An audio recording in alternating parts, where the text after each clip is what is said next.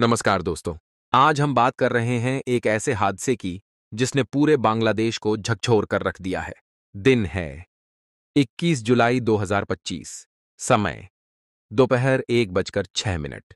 स्थान उत्तरा, ढाका, जहां एक ट्रेनिंग फाइटर जेट सीधे माइलस्टोन स्कूल एंड कॉलेज के परिसर पर जा गिरा। यह सिर्फ एक दुर्घटना नहीं बल्कि एक राष्ट्रीय शोक बन गया है। इस वीडियो में हम जानेंगे घटना की पूरी जानकारी, इसके पीछे के कारण, सरकारी प्रतिक्रिया और भविष्य में ऐसी दुर्घटनाओं से कैसे बचा जा सकता है। आज दोपहर 1:06 पर बांग्लादेश एयरफोर्स का एक F-7 BGI training jet Kurmitola airbase से एक रूटीन मिशन के लिए उड़ा। कुछ ही मिनटों बाद तकनीकी खराबी के कारण वह जेट नियंत्रण खो बैठा और फिर उत्तरा के घोषपुर क्षेत्र में स्थित माइलस्टोन स्कूल एंड कॉलेज के ऊपर सीधा जा गिरा। अब तक की जानकारी के अनुसार जेट उड़ते ही तकनीकी समस्या का सामना कर रहा था। Pilot flight lieutenant Mohammad Tauqir Islam आखिरी क्षण तक प्रयास करते रहे कि विमान को किसी खाली जमीन पर ले जाया जा सके, लेकिन दुर्भाग्यवश यह संभव नहीं हो पाया। विमान स्कूल के बीचों बीच जाकर विस्फोट के साथ गिर पड़ा। अब तक मिली रिपोर्ट के अनुसार कम से कम 19 लोगों की मौत, कुछ रिपोर्ट्स में संख्या 20 बताई गई है। 164 से अधिक लोग घायल। मृतकों में ज्यादातर छात्र छात्राएं और स्कूल स्टाफ शामिल। पायलट मोहम्मद तौकीर इस्लाम मौके पर ही शहीद हुए। कई लोग अभी भी गंभीर हालत में अस्पतालों में भर्ती हैं। घटना के तुरंत बाद फायर सर्विस की 8 यूनिट मौके पर पहुंचती हैं।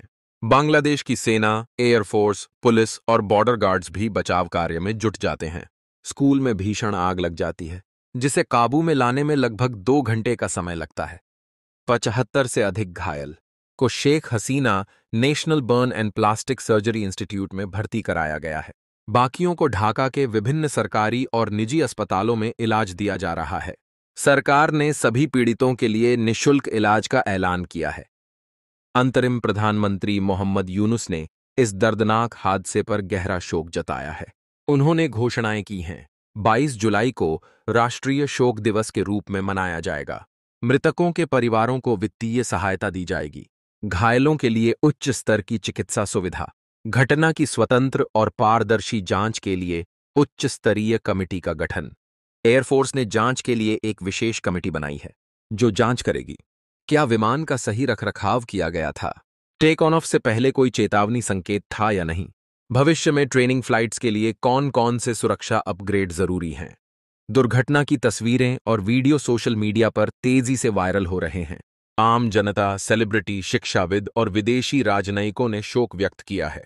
भारत सहित कई देशों ने बांग्लादेश को सहयोग और समर्थन का आश्वासन दिया है। F-7 BGI चीन के चेंगडू J-7 सीरीज का आधुनिक वर्जन है, जो मूल रूप से MiG-21 पर आधारित है। बांग्लादेश ने 2011 में इन विमानों के लिए समझौता किया था और 2013 में उन्हें प्राप्त किया। हालांकि ये अत्याधुनिक नहीं माने जाते, इनमें तकनीकी खामियां आने की संभावना बनी रहती है। ऐसी त्रासदी से बचने के लिए जरूरी कदम: ट्रेनिंग विमानों की नियमित जांच और रखरखाव, अतिरिक्त सुरक्षा प्रोटोकॉल, जनसंख्या वाले क्षेत्रों के ऊपर ट्रेनिंग उड़ानों पर प्रतिबंध, पायलट्स के लिए एडवांस सुरक्षा उपकरण। 21 जुलाई 2025 बांग्लादेश के इतिहास का एक शोकपूर्ण दिन बन गया। हम दुआ करते हैं कि जो लोग इस घटना में मारे गए, उनकी आत्मा को शांति मिले और जो घायल हैं, वे जल्द से जल्द स्वस्थ हो सकें। हमें इस हादसे से सीख लेनी चाहिए और भविष्य में ऐसी त्रासदी ना हो, इसका प्रयास करना चाहिए। भारत की हाल की विमान दुर्घटना। दिन 9 जुलाई 2025। समय सुबह 11:40। स्थान ग्वालियर एयरबेस, मध्य प्रदेश, भारत। सुबह 11:40 पर भारतीय वायुसेना का एक Mirage 2000 training jet Gwalior airbase से एक रूटीन मिशन के लिए उड़ान भरता है। कुछ ही मिनटों बाद विमान में तकनीकी खराबी आ जाती है। पायलट्स इजेक्ट कर जाते हैं, लेकिन विमान एयरबेस के पास स्थित घने आबादी वाले क्षेत्र में जा गिरता है। 5 आम नागरिकों की मौत, 40 से अधिक लोग घायल, 4 मकान पूरी तरह क्षतिग्रस्त। दोनों पायलट इजेक्ट करने में सफल, लेकिन एक को हल्की चोटें आती हैं। घटना के तुरंत बाद 10 दमकल गाड़ियां, एनडीआरएफ और सेना मौके पर पहुंचती हैं। लगभग 2 घंटे में आग पर काबू पा लिया जाता है। मृतकों के परिजनों को 10 लाख रुपए की आर्थिक मदद, घायलों को निःशुल्क चिकित्सा सुविधा। घटना की जांच के लिए उच्च स्तरीय समिति गठित की गई है।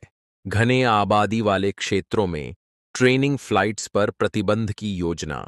दोनों ही उड़ानें ट्रेनिंग मिशन पर थीं। तकनीकी खराबी दोनों घटनाओं का कारण बनी। घनी आबादी वाले क्षेत्रों में विमान दुर्घटना हुई। बड़ी संख्या में जान माल का नुकसान। पुराने विमान मॉडल, जिनमें रख रखाव की समस्याएं। यह दोनों हादसे साफ तौर पर दिखाते हैं कि विमान सुरक्षा नीतियों और ट्रेनिंग उड़ानों के प्रोटोकॉल पर अब नए सिरे से विचार करना अत्यंत आवश्यक है। अगर आपको यह वीडियो जानकारीपूर्ण लगा हो तो लाइक करें, कमेंट में अपनी राय दें और चैनल को सब्सक्राइब करना ना भूलें। ऐसी ही और एनालिसिस वीडियो के लिए धन्यवाद।